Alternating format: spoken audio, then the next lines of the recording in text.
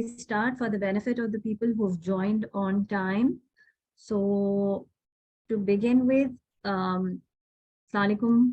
We welcome all of you to this special Environment, Social and Governance webinar, more commonly known as ESG, hosted by the Pakistan Stock Exchange. We are all honored to have you join us today for this virtual event as we continue. This is our mission to foster greater awareness and understanding of ESG principles, particularly for the listed companies. Before we dive into today's session, I would like to highlight some of the initiatives that PSX is currently working on to promote ESG practices within the financial landscape of Pakistan. One notable achievement has been the formation of an ESG task force led by the chairperson of Pakistan Stock Exchange. This task force is working to create a better understanding of the ESG concepts being practiced currently in various industries, which would greatly help in developing comprehensive ESG guidelines that will serve as an invaluable tool for the listed companies to align their operations with sustainable practices. Furthermore, PSX has engaged in multiple roundtable sessions with various industry sector representatives seeking their valuable feedback and insights on ESG matters. These interactions have been quite instrumental in shaping PSX's approach and have equipped us with a better understanding of the sector's unique challenges and opportunities. Through these efforts, we aim to provide guidance and support that will enable businesses to integrate the ESG principles seamlessly into their strategies. ESG is not something external, but it is something, all these principles are a new way of doing business, basically. As part of PSX's commitment to financial literacy and responsible investing, we started conducting series of ESG webinars. Today marks the 8th installment on this ongoing series, and we are delighted to have Ms. Maha Qasim as our esteemed guest speaker. Her wealth of experience in climate, sustainability, environmental management, energy, climate finance, and ESG performance and disclosure makes her an invaluable resource for today's session.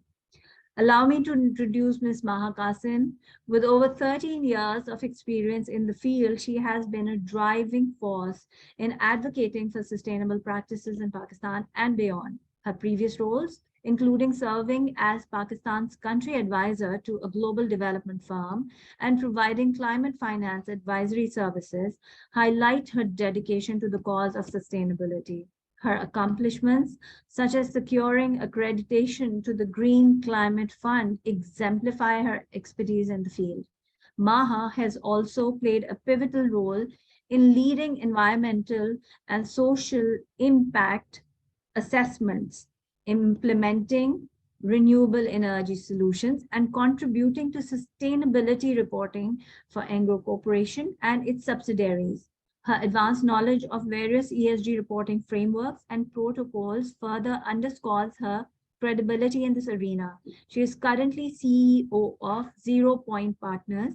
0 Point Partners is an advisory and project management firm focused on enabling the transition to a sustainable economy. She's definitely a gem for us here. Additionally, Maha is a prolific writer and a member of the inaugural United Nations Sustainable Development Solutions Network Leadership Council. She holds a master's in environmental management from the Yale School of Environment and a BSc in civil and environmental engineering from Princeton University. Today, Maha will share her insights and expertise to shed light on the critical aspects of ESG and its significance in promoting sustainable practices in Pakistan. Ladies and gentlemen, please join me in warmly welcoming Ms. Maha Qasim. We look forward to a fruitful and informative session on ESG, learning now to embrace how to embrace the ESG tide.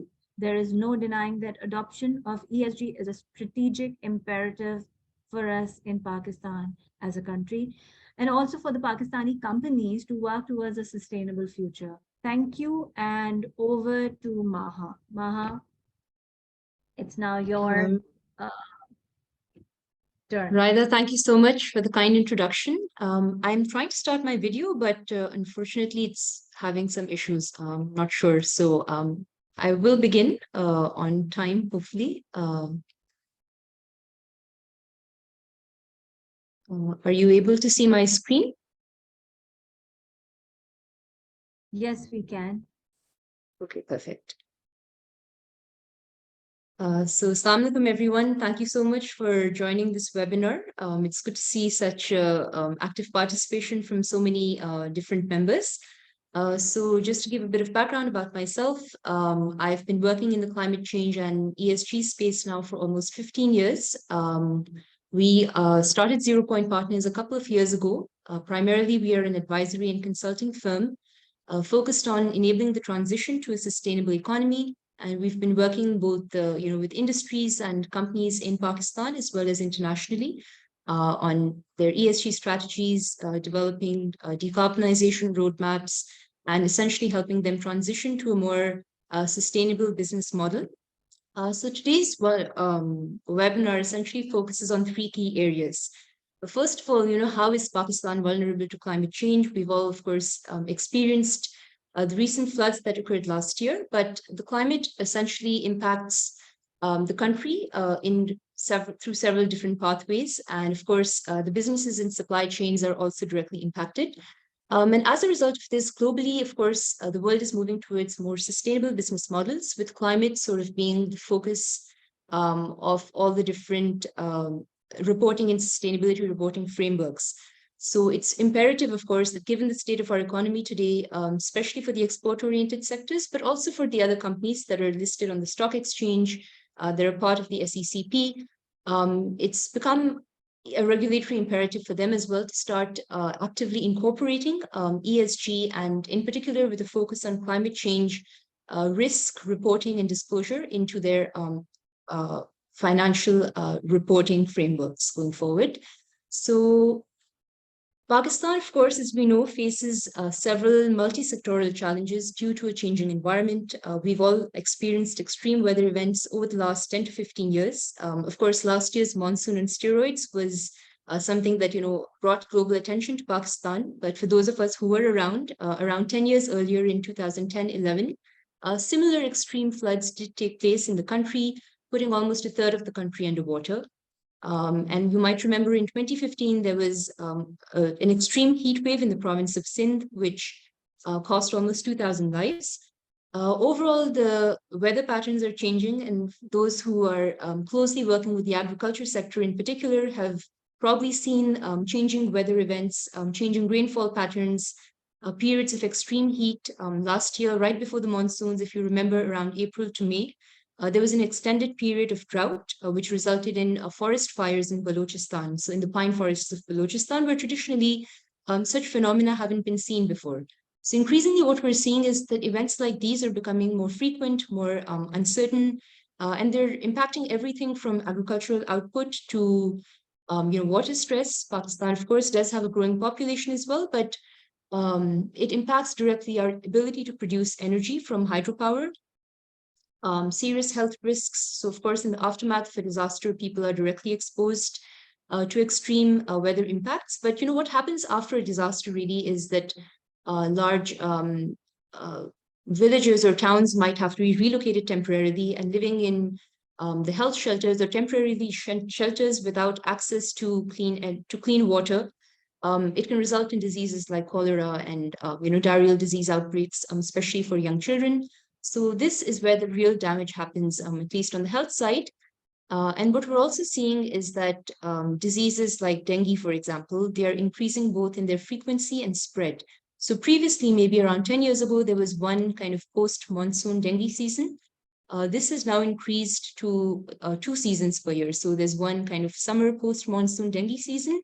But similarly, in the winter months, around November, December, you might have another kind of period of time because of warm and humid conditions when the vector-borne disease can spread very quickly because it provides the ideal breeding conditions for vectors like malaria.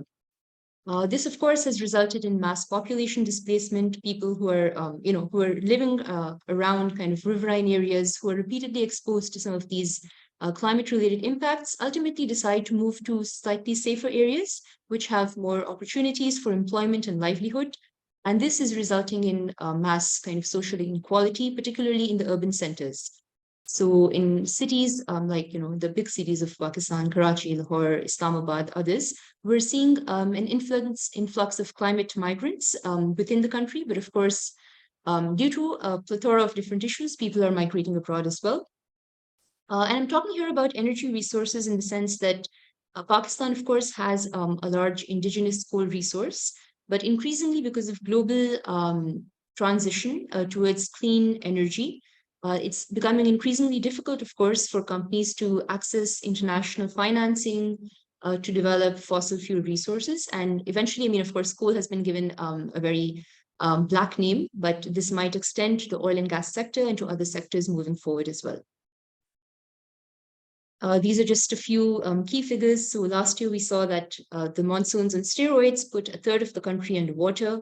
We've seen blistering heat waves in different parts of the country. Glacial melt, I think this is very, very critical for Pakistan because we are still largely an agrarian economy and almost 60% of the country depends on glaciers for their freshwater needs.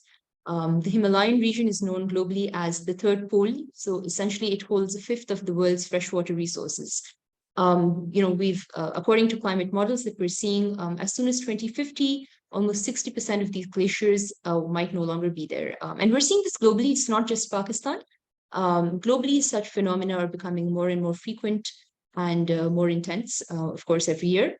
The Al University has actually been doing research on nutrition and agriculture in the country. So what they're seeing is that the wheat and rice crop yields, so the yield per acre has decreased by around 15% and 21% due to climate change in the last 5 to 7 years.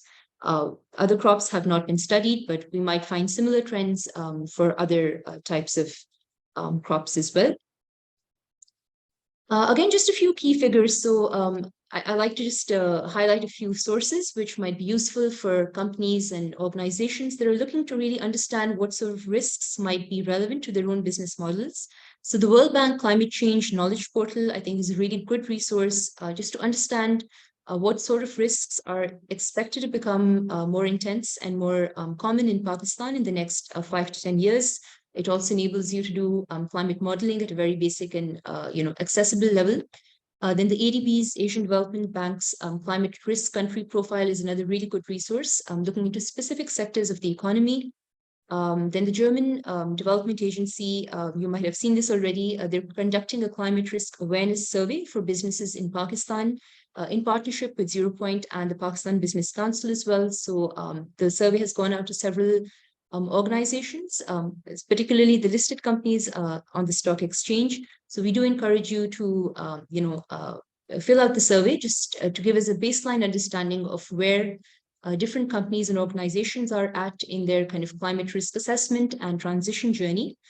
But overall, combining all of these resources, what we've understood that the most exposed sectors to climate change are, of course, food, agriculture, water, and energy. Energy, of course, is very, very important for Pakistan as well, because most of our import bill comes from oil imports. So it's really important that Pakistan move towards a more indigenous resource mix and becomes climate resilient, particularly in the power and energy sector, as well as, of course, the transport fuels. Increasingly, we've seen that Pakistan does need to comply with international legislation to remain competitive. We've seen, of course, the dollar devaluing over the last year and a half. We've seen that, companies now need to be more export-oriented. And in order to do this, the first thing that they really need to comply with are the international sustainability regulations. We're going to be talking about the 3 main regulations over the next few minutes. And we'll talk about really what's applicable to companies in Pakistan, but that compliance really is necessary. Otherwise, companies will have to pay a certain penalty or fine if they're not in compliance. Second, of course, working towards resource optimization, reduced energy consumption, investing in energy efficiency, it directly impacts your top line growth. So if you're spending less on energy and on electricity and overall increasing your efficiency of use, it will directly impact your cost and reduce costs, resulting in greater savings. So it has a direct impact on your bottom line. Similarly, strategies like green infrastructure, transitioning to renewable energy, all of these can result in direct savings for your organization, reduce dependence on imported energy. We need to do this as a sector overall. And this is also driven, like I said, by international sustainability regulations. Overall, of course, diversification of the product portfolio. This is a basic, I think, concept. Don't put all your eggs in one basket. So similarly, let's say in a certain year, the agriculture sector is massively impacted in certain parts of the country. So having a diverse product portfolio allows you to focus maybe on another product or another service, which might be more resilient to climatic changes. It's really important also for companies now to think about sustainability principles as part of their supply chain models. Pakistan does import a lot of raw material from other countries. So there is a need to indigenize supply chains. And we've seen a lot of companies locally trying to do this now by investing in local infrastructure, in local raw material production. So, companies are already kind of working towards this. And finally, I really want to emphasize this. So we do need to begin measuring, analyzing, evaluating, and reporting on greenhouse gas emissions. Probably most of you are aware of what these are, but really any product or service that you provide has associated carbon or greenhouse gas emissions. Everything does require some form of energy to produce, or electricity, and that's where the majority of the emissions come from. So any product or service has some sort of emissions affiliated with it. So it's important to have kind of a life cycle carbon footprint done for your particular business or product. Popularly, what's being used globally, in fact, is the greenhouse gas protocol. This is essentially, it's a guideline or a manual on how to actually calculate and measure your Scope 1, Scope 2, and Scope 3 emissions. In very basic terms, Scope 1 emissions are the emissions that are produced as a direct result of your product manufacturing or your provision of your service. So this could, for example, include stationary combustion. If you're burning something, if you are producing energy through any sort of fossil fuels, coal, oil, natural gas, even hydrogen.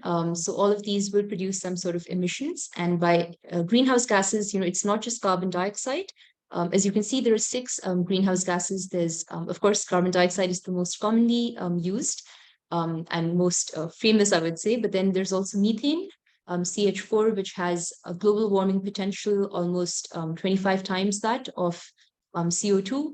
Then there are nitrous oxides, which have a global warming potential, which is the ability of these gases to produce heat almost 300 times that of carbon dioxide. And then, of course, we have our hydrofluorocarbons, PFCs, and SF6, so sulfur oxides. So all of these gases are being tracked as part of the greenhouse gas methodology of the GHG protocol. And, it's built into their worksheets or models.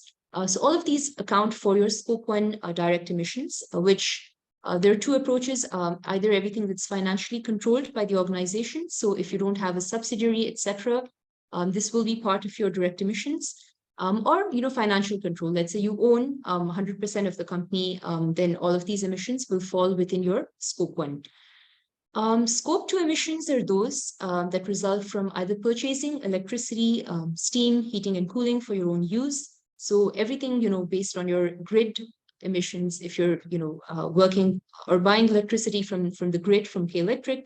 So your electricity bills can be used to measure your Scope 2 emissions. And of course, steam, heating and cooling, etc. All of these are part of that. These are known as indirect emissions because the company is not generating them directly. Let's say you have an on-site solar power plant that will fall within Scope 1 emissions because you actually own the solar power plant versus buying electricity from the grid. So I hope that difference is clear. Scope 3 emissions, and this is where it becomes really interesting. Scope 3 emissions are essentially, according to the Greenhouse Gas Protocol, they're categorized into 15 different categories. And these are both your upstream emissions resulting from either raw material procurement or transport and logistics or even employee travel to other countries or things like that. So these would fall within Scope 3. in the upstream case, and then downstream as well. Let's say, you're using or buying a pair of jeans. So every time that pair of jeans is washed in a washing machine, or maybe dried in a dryer, if it's washed in hot water versus cold water. So all of these end of life emissions also fall within an organization's or company's scope 3 emissions. Of course, it differs from product to product. Let's say it's a tea bag, because you need to boil the tea in hot water in order to make the tea. So the majority of your scope 3 emissions, over 90%, might occur through the end of use. So your production emissions, direct emissions, might be a very small percentage of your overall greenhouse gas emissions. If you're in the service sector, or if you're providing, let's say, digital services or technology services, in that case, the majority of your emissions, again, because it's a digital virtual service, the profile of emissions would look very, very different.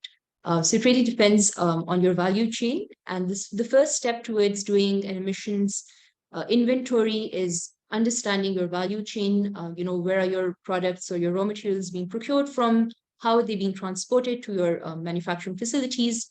How are they being distributed to the retailers or suppliers and to customers? And how are customers using them at the end of their, throughout their product use period and at the end of their life? So it's really important to think about your business value chain as part of your greenhouse gas emissions inventory process.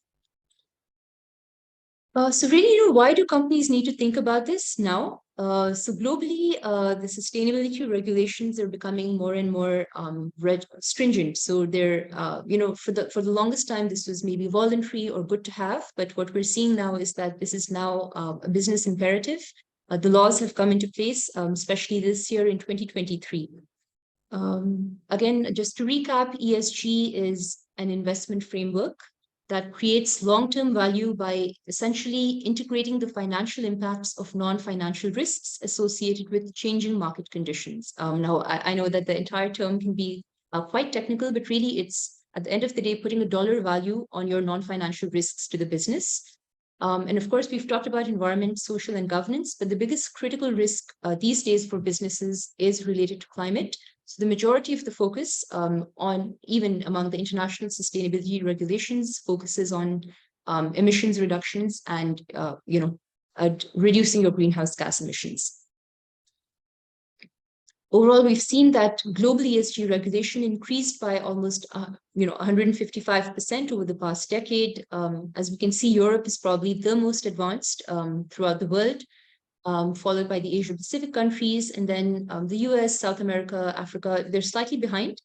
So it started off with, I would say, a variety of different ESG regulations across these 80 jurisdictions. But what we're seeing now is that these are now coming together. They're being combined under one or two major frameworks. So the first of these is the EU Carbon Border Adjustment Mechanism. It's known as CBAM. And what this is it's a decarbonization incentive impacting multiple sectors of the economy. The idea is to reduce carbon leakage. So the European Union has been trying to get to net zero emissions by 2050. That's their official goal. But because of the climate emergency and the urgency of the crisis, they are trying to incentivize their own companies, as well as the countries that they work with or that they trade with, to reduce their emissions. The idea is, so it's similar to a carbon tax because producers in the European Union are already facing a kind of additional carbon tax. So they want to ensure that they don't move their production or manufacturing facilities to countries with less stringent laws and regulations. Let's say, you're a steel producer in Hungary. If you're faced with a carbon tax, you might just shift production to maybe a country in Africa or maybe India, because their pollution laws are not as stringent as they might be in the European Union. So to prevent something like that from happening, they've now added the CBAM, the Carbon Border Adjustment Mechanism, to ensure that even products that are being imported in the European Union, they have to pay the same carbon tax or carbon price that the local producers are having to pay, to prevent local producers from relocating their manufacturing facilities to other third countries. The process itself is quite, I would say, detailed. The official reporting period will start as soon as 1st October 2023. So there's a 2-year transition period from October 1st, 2023 till the end of 2025, where you have a transition period where people are just learning, companies really are learning how to measure the amount of carbon dioxide or greenhouse gases embedded in their product. And then, depending on the amount of carbon dioxide embedded in your product, you will have to pay a certain carbon price or a carbon tax to ensure that the carbon price is being accounted for. So why this is of concern to people in Pakistan is because exporters to the European Union will lose their competitive edge if the emissions are not reduced. So it's really important, A, to start tracking and measuring your emissions, and secondly, to start putting into place efforts to decarbonize or to reduce carbon emissions within your manufacturing processes and supply chains in order to remain competitive to the European Union markets. So really, exporters around the world have to now calculate their direct and indirect carbon emissions, report product details, including the production routes and embedded emissions. So I talked about Scope 3 emissions, which includes everything from the transport of your products, right? So if you're using air or land or maritime transport, all of these emissions need to be included as part of your product emissions, and the companies will need to report on them every quarter. The report on carbon prices paid. So let's say if you're already paying a carbon tax locally, which Pakistan does not have yet, there's no local carbon tax. In that case, of course, you won't have to repay the same tax in the European Union as well. It will be offset locally. But then if you're not able to meet any of these goals and requirements, then the companies will need to pay penalties for non-compliance. They also need to pay purchase the CBAM certificates for covering the GHG footprint. So this is essentially just a document measuring or just certifying that you've paid X amount of carbon tax on a certain product shipment. Just to recap on the timeline, the transitional phase starts as soon as next month, and the first report is due on 31st of January 2024. Starting 1st January 2025, so after the transition phase is over, only the EU reporting method is going to be accepted, and the permanent system comes into force on 1st January 2026. For now, this CBAM only applies to certain select industries which are very, very emissions intensive, including cement, iron and steel, aluminum, fertilizers, electricity, and hydrogen. So in terms of what's relevant to Pakistan, what we're seeing is that almost $1 billion worth of exports in these categories are exported from Pakistan to the EU. This is from 2022, so including cement, iron and steel, aluminum, and fertilizers. Pakistan is known for exporting sports goods, medical instruments, which are made out of products like iron and steel and aluminum, even maybe cement.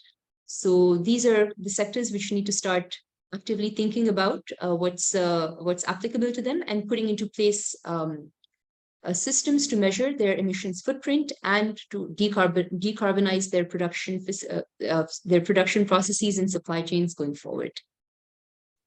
What the EU has said is that by the end of the decade, so by 2028, they might increase these 6 sectors to include, let's say, paper and pulp manufacturing, possibly polymers, textiles, etc. They haven't specified that list yet, but gradually, the import tax might increase to other products as well.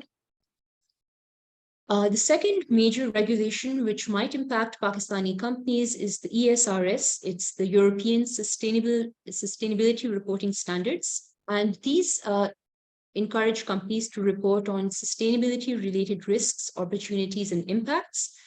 This is interoperable with the ISSB and the GRI. So a lot of companies in Pakistan are already reporting on sustainability according to the GRI framework, the Global Reporting Initiative. Most of the companies that do report use the GRI framework. So it's relatively simple to transition from reporting on the GRI framework to the ESRS or to the ISSB, because the requirements, the reporting requirements are mostly the same. But of course, there's a greater focus, as I mentioned, on the financial impacts of carbon dioxide or greenhouse gas emissions within your value chain. The biggest difference between the ESRS, the European Sustainability Reporting Standards, and ISSB is that the ESRS is actually has a slightly different focus because they focus on double materiality, and we'll come to that in a minute, what that means. But essentially what it means is that companies that are required to report on the ESRS, particularly those that are in the European Union or that work very closely with the EU, they have to report both on the impact materiality and the financial materiality. For those of you who might not have this background, financial materiality essentially means the dollar impact of climate change on the company. So let's say, you are a power plant located on the coast, but because of climate change, the risk of hurricanes is becoming more and more critical with every passing year. Maybe some of your facilities experience increased downtime because of tropical storms taking place. So the downtime or the number of days that your facility is not operational, of course, it results in loss of value for the business. So that financial impact would be your financial materiality. Another example might be that you're an agricultural producer of, let's say, cotton, and because of the floods last year, 25% of your crop was washed out, and this is becoming worse every year. So your financial impact of the lost yields is directly impacting your bottom line. This again is an example of financial materiality. And the primary audience for this, of course, is your investors. So if you want to maybe expand your investment in your company, you're a cotton producer, the investors, of course, will be quite concerned because what we're seeing is that this kind of phenomenon is becoming more common in Pakistan because of climate change. So that's an example of financial materiality. When you talk about impact materiality, also called environmental and social materiality, this really depends. It measures the financial impact of the company's productions or manufacturing facilities and the climate. So let's say you're a textile producer and you produce a lot of effluent, which is poisoning or harming the rivers downstream, because of which the communities are protesting. And because of the protests, your company is forced to shut down for a few days or weeks because people are unhappy. So this is an example of impact materiality or environmental and social materiality. And the ESRS requires companies to consider both. So for Pakistani enterprises exporting to the EU, some may have to comply with the ESRS framework, reporting framework, by as soon as fiscal year 2028. This is still around 4 to 5 years away. But the ESRS for now, what they've said is that this will be applicable to the non-European Union firms, which have a net turnover of 150 million euros and at least one significant subsidiary in the European Union. So for any Pakistani companies which do have a subsidiary in the EU and a net turnover of this amount, they will be required to then start complying with the ESRS framework by 2028. The first set comprises of 12 standards. For those who are interested, you can, of course, read up on this. All of this information is available online.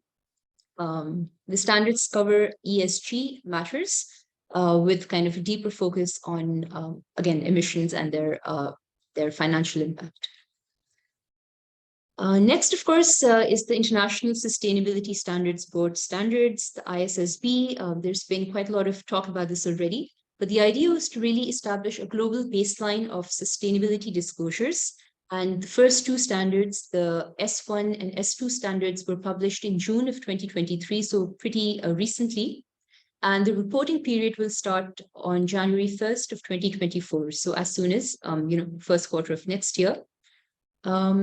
The key objectives, of course, were to enhance comparability of the environmental performance, environmental, social, and governance performance of companies, no matter where they are in the world, and enabling investors to really measure the robustness of companies to the impacts of a changing climate or, impacts of the workforce, etc. And we can come to the details more as we go along, but really it's very oriented towards investment decision making, enabling non-financial information to be captured as part of the investment decision making process. So of course, all things equal, a company which scores higher or which has a better better resilience towards, let's say, environmental or sustainability, they will have a better score for an investor than a company that lags behind on ESG.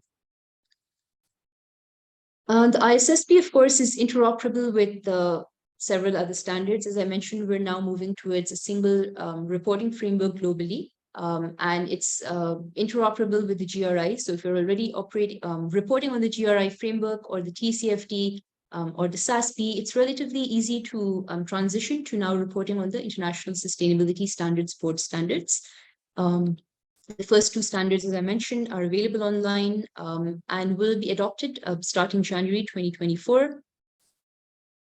So the S1 standard really requires entities to disclose material information about your sustainability-related risks and opportunities. What does material information really mean? So anything that has the ability to impact your company's bottom line and which is relevant to stakeholders. So a number of companies already do conduct a materiality assessment, understand, what are the key issues that are relevant for the business, including environment, social, and governance issues. But financial materiality, and the ISSB only looks at the financial materiality. So what's the financial impact of certain issues? Let's say, you have a value chain that's highly dependent on, let's say, water quantity, water availability, and affordability. Let's say, you're again a cotton crop producer. So of course, because of climate change, let's say your availability of water is being impacted, the affordability of water is being impacted. Let's say the cost of energy or diesel has gone up so much that extracting groundwater is becoming more and more expensive. So these are some of the factors that could financially impact your company bottom line. So these are the kinds of material issues that need to be reported on because the company's ability to generate your cash flows, both in the short, medium, and long term, of course, is connected very closely to the stakeholders of society, economy, and the environment throughout your value chain. And we can talk about maybe any sector over here. Let's say you're in the banking industry and you really depend on, good employee interactions to generate cash flow for your business. So if you're seeing a very high turnover rate because the employees are not happy and they're leaving and they're going to other banks, to your competitors, this will directly impact your ability to make a profit. So this becomes then a financially material issue that you as a bank will need to report on. Overall, there are 4 key themes that companies are required to report on as part of the S1 standards. And this is both a qualitative and a quantitative report. So some metrics and targets are very simple, the tons of greenhouse gas emissions produced per unit of product per year, the number of units of energy consumed per employee per year. Let's say, it could be different for different companies. And of course, the entire guidance is included as part of the S1 standard, but broadly, the 4 themes include governance. So is the board committee taking into account ESG issues as part of their annual board meetings? What sort of procedures are in place for a company to monitor, manage, and oversee sustainability-related risks? Is there a board governance of ESG committee at the board level? And similarly, is there an ESG committee at the management level? Who is ultimately responsible for collecting the information, for reporting on the information? And as I mentioned earlier, ESG doesn't sit within a certain department. All the different departments do need to feed in certain sorts of information for a sustainability report, so including, let's say, people from human resources, your legal department, procurement, sustainability, supply chain, operations, even could be media. So all of these different departments really need to work together to provide the kind of information that's required for complying with the reporting requirements of the ISSB. And then, of course, strategy, risk management, and metrics and targets. And it's important to report all of these for at least a 12-month period for companies that are already reporting according to IFRS accounting framework. So I would encourage them to report according to the same kind of fiscal year methodology. So in Pakistan, I believe that's from June of the previous year to July of the following year. So June to July is our reporting period. So your sustainability reporting needs to be aligned with your financial report. That's the best practice. The IFRS S2 framework is focused on climate-related risks and opportunities. And this really follows, again, your value chain, right? So again, similar to the S1 standard, the focus is on the governance, process, controls, and procedures, ultimately. So is the board aware of the climate impact on the organization? Are there any opportunities that are, enhanced for the company because of climate change? Let's say, you're a company that produces electric vehicles, right? So because of the transition towards a green economy and a reduced reliance on energy imports, you can make the case that climate change is actually good for our business because more and more people want to now purchase electric vehicles. So that would be an opportunity. Let's say, you're in a company that it recycles a lot of plastic. So you're not only do you have kind of an enhanced positive climate impact on the organization, it's an opportunity to scale up your business, find new business models. So these are, some of the opportunities that companies might find because of climate change. Some of the metrics and targets which the IFRS S2 standard includes are the greenhouse gas emissions, including your scopes 1, 2, and 3 emissions. Transition risks. So transition risks are the risks posed to an organization because of changes in policies or laws.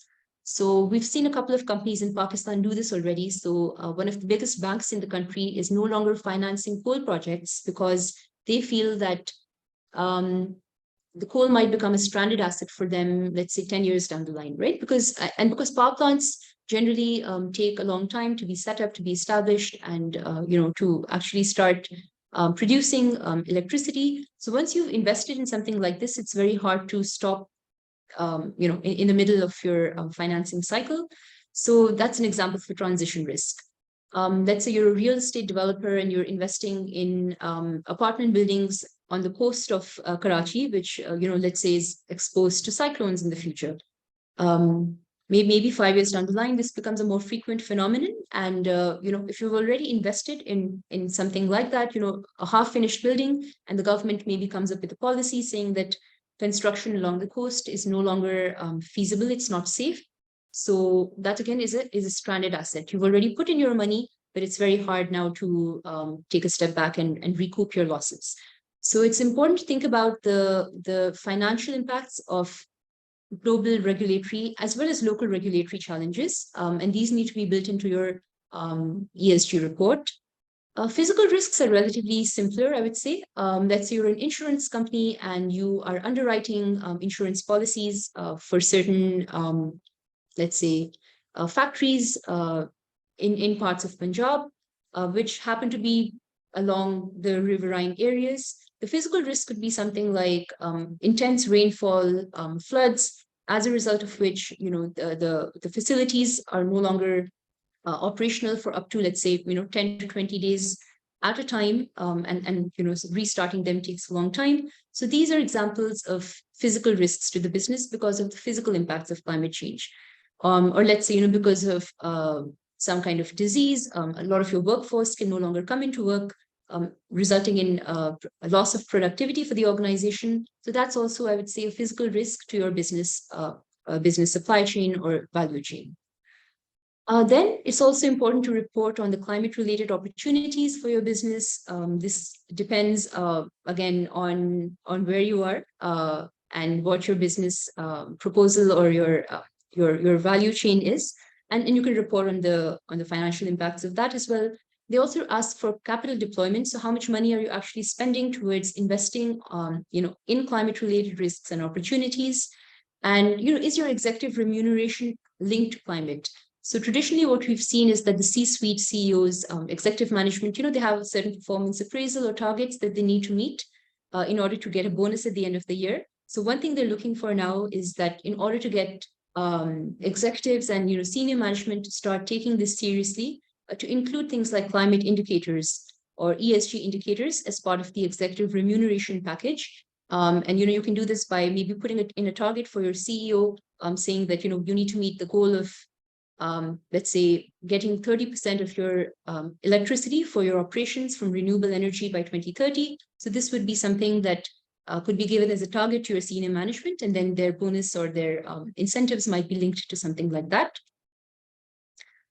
The IOSCO, the International Organization of Securities Commission, has endorsed the ISSB standard. And as I mentioned, the SECP, Securities and Exchange Commission of Pakistan, is a member of this. So as a result, the ISSB is now legally mandated, or will be quite soon, in almost 130 jurisdictions or countries of the world. So really, the ISSB is going to be the gold standard of sustainability reporting going forward. So that's really the area where all companies need to focus on, not just the export companies. So the implication for global businesses, of course, exporters need to start thinking about complying with these regulations, but local companies as well now will need to start complying with the ISSB frameworks, because it's likely that the SECP, our own Securities and Exchange Commission of Pakistan, will include some of this or most of these guidelines as part of their own reporting frameworks. So both of these are now gradually being mandated across the world, as well as in Pakistan, and companies need to now actively prepare for compliance, budget future compliance costs, because there is, of course, a cost affiliated with this, maybe hiring new workforce with a background in sustainability, in carbon accounting, things like that. Finding alternative strategies. Let's say, you're in a very, very polluting industry, and I've mentioned some of the ones that are already being taxed, like cement, fertilizers, steel production, even electricity production from fossil fuels. So you need to think about diversifying your business model and moving towards alternative business models. Fill in the data gaps. So starting as soon as possible, start tracking your emissions, and of course, other things as well, like water consumption, maybe your diversity metrics. And then engage in risk assessment and risk mitigation mechanisms, because reporting on these will now become mandatory in the near future. Locally as well, the SECP has proposed an ESG regulatory roadmap, which came out last year. I believe right now they're in the process of setting up an ESG dashboard, which will hopefully allow comparison of companies' performance on certain ESG metrics. It's called SECP Sustain. It should be coming out maybe in the next few weeks or months. And the State Bank of Pakistan also developed the Environmental and Social Risk Management Manual last year. This was in 2022. And this is essentially guidelines on how to operationalize the green banking guidelines, which were issued earlier in 2017. It's quite comprehensive. It's available online. It's free to access. So, of course, for the banking and financial institutions industry, I encourage all of you to look at the manual and think about what you need to do to become compliant with this, because compliance is now mandated by 2025. So in addition to, so there are three focus areas. First of all, the bank needs to reduce its own emissions footprint. It needs to increase the percentage of green lending, so green financed companies, let's say in renewables or the circular economy. And then the third thing is really decarbonizing their own portfolio. So banks are now required to move away from heavily polluting industries, including, let's say, power production or cement, fertilizers, etc., and moving more towards green industries. So companies which are already kind of more aligned with green or green goals, they're likely to access finance at better rates or easier rates than, let's say, heavily polluting industries. Okay, so essentially, just to summarize, these were some of the key regulations that are likely to impact Pakistani companies going forward. I'll stop right there, and I think there are a few questions in the chat, so I'll try to address some of those. Okay. Someone's asked, how are the financial impacts calculated? Sorry, go ahead, please. If you're taking the questions, that's great. Please go ahead, continue. Okay, so one of the questions was essentially around more discussion on reporting requirements, standards from the SECP. So the roadmap, of course, is available online. You can access it, but the reporting requirements are likely to be aligned with the ISSB framework. The SECP has organized a couple of seminars and meetings in different cities of Pakistan throughout last year. And my understanding is that the ISSB frameworks are going to be the gold standard for SECP as well. So these are probably in the process of being mandated or required for Pakistani companies to start complying with soon. They haven't announced a date yet, but possibly it could be as soon as next year. Could be slightly later as well. Okay, someone has quite a technical question. How is the financial impact calculated based on the scope 3 emissions? Okay, so I mean, essentially, there is a dollar value affiliated with any emissions. So scope 3 could be, the emissions that are scope 1 for your suppliers. So let's say, you as a textile company, you produce denim or jeans and you buy buttons from another supplier. So the buttons or the zips that go into your jeans. So the financial impact would be the emissions that are part of your buttons and zips.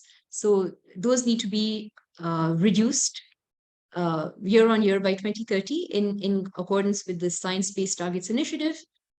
If you're not taking those into account, if you're not encouraging your suppliers to start doing this, then ultimately the financial burden could fall on you as well, because your clients in the European Union might shift to another another supplier. So let's say one company is working with suppliers to produce low emissions buttons and zippers, while the other jeans company or denim production company is producing things business as usual. So there's a big chance that your client in the European Union will choose to purchase their denim products from company A rather than company B. So that's how the financial impact would affect your bottom line. Someone has a question around carbon trading systems in Pakistan.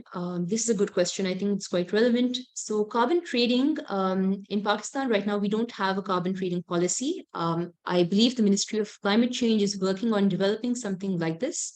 But until and unless we have this, the only option that's open to Pakistan right now is trading in the voluntary carbon market. There's already a project in Sindh on mangrove restoration. It's between the government of Sindh, I believe, and there's a project developer locally, and they are selling their carbon credits as a result of mangrove restoration to buyers in the United States, including, I believe, Microsoft, according to their project documents.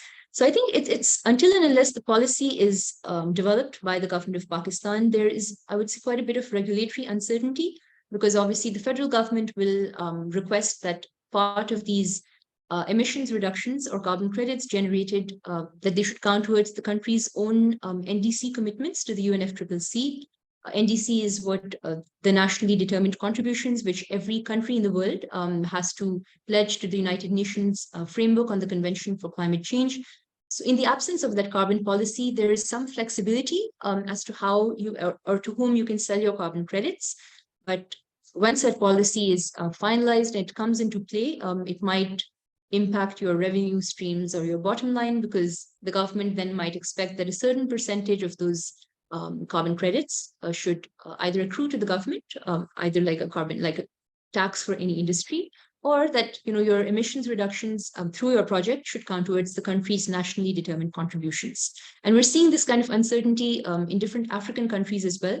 So until and unless we have a robust national carbon trading policy,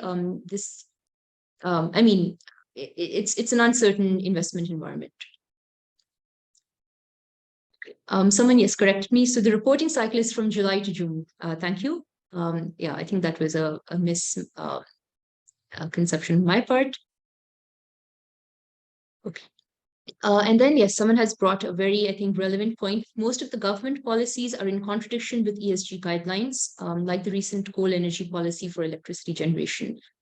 For that, I mean, I would say yes, possibly some, but recently you might be aware that in 2019, the government has come up with the alternative energy policy of 2019, which really incentivizes and provides very good terms to really scale up the local value chain really for renewable energy. So not just importing your solar panels and putting them up in Pakistan, because that's really, again, increasing your import bill, but really kind of localizing the supply chain for renewable energy. So that sort of incentive already exists. So I mean, I wouldn't say it's entirely in contradiction. I mean, the government obviously has to do both, because coal will remain a part of our energy consumption, just because we do need a baseload source of power. For those from the power sector, they will understand that.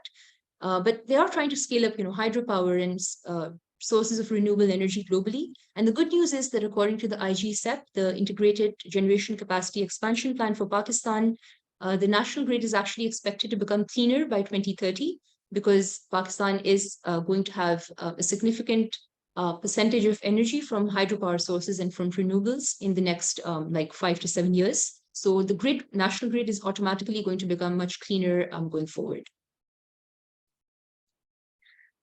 Okay. Okay, someone has said, can you let us know where this mangrove plantation is being done in Sindh? You can read about this. It's called the Delta Blue Carbon Project. That's the official name of the project. It's been running since 2016, and it's supposed to run until 2043. So it's essentially around the KT Bandar area and the coastal areas of Pakistan, which already were part of the mangrove belt. But because of land degradation in the last like 20, 30 years, these are now being restored to capture carbon from the atmosphere. Mr. Suhail Ahmed has a question. Actually, we're kind of short on time. I'll take a couple of questions and then we can end right there. So someone has a question. What strategic steps could Pakistani companies take to align with the national climate change policies, especially concerning private solar companies and tax regulations? That's a great question. So there are a few documents which I think everyone should definitely take a look at. The first is the NDC's document 2021. This was developed by the Ministry of Climate Change, and it lays out the country's broad goals for climate change. So some of the key themes they have mentioned is a just energy transition, and by just they mean fair. So essentially transitioning to a cleaner energy system in order to reduce your emissions. So the government itself has said that it's partially going to fund that, but the remaining depends on international climate finance. So I think this is like really a great opportunity to shift towards, not just renewable energy, but overall as well. Like energy efficiency, I think is a great example. Green building, green construction, greening the transport sector, because that, of course, is probably the second biggest source of emissions in Pakistan. In China, we're seeing like a massive movement now towards electric vehicles. Also things like rapid bus transport systems. For those of us in Karachi, you might have seen the BRT project. So there are now like these new red buses on certain routes. These are actually powered by biofuels, and this was financed by a grant from the Green Climate Fund and the Asian Development Bank.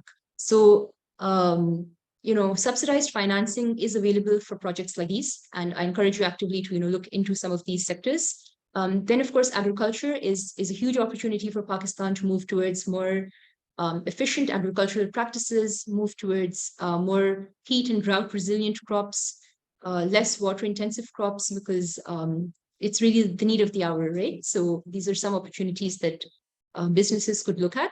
And of course, there's a huge opportunity in the services sector because Pakistan does have a huge population. So really, training people on digital skills and financial skills, which can be exported remotely as well. You just need a computer at the end of the day and a good internet connection. So these, I think, are huge opportunities which have a relatively low carbon footprint. There's no major production or combustion or transport required to export your services abroad. So I think that's really a huge opportunity for Pakistan. And other countries have successfully done this. So definitely something replicable.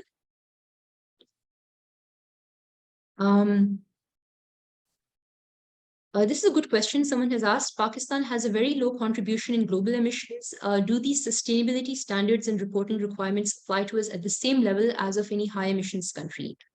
The short answer is unfortunately yes, because even though Pakistan, you're absolutely right, is not responsible for historical emissions, and the per capita emissions of a Pakistani from, let's say, somebody living in a high emissions intensive country like Qatar or the UAE or Saudi, where the emissions intensity per capita is very high.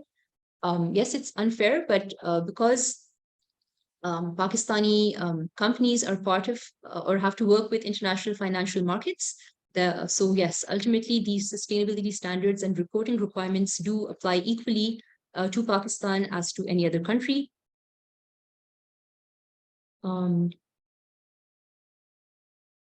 Okay, so I think I'll end right there. We are slightly behind time. So thank you all so much for your questions and comments. If there are further comments or questions, you can, reach out to me at a later time. Thank you so much. Thank you. Thank you, Maha. And thank you everyone for attending this session. Very insightful. Those of you who want to look at it again and review it, it will be available at the YouTube channel and the social media handles of Pakistan Stock Exchange. You may even reach out to zeropoint.co, that is the website where you can approach Maha, and her email address is also given on the screen, maha.qasim@zero-point.co. So again, thank you very much. And Maha, thank you for taking our time and talking to our audience. Thank you so much. Pleasure. Okay. Thank you. Love it.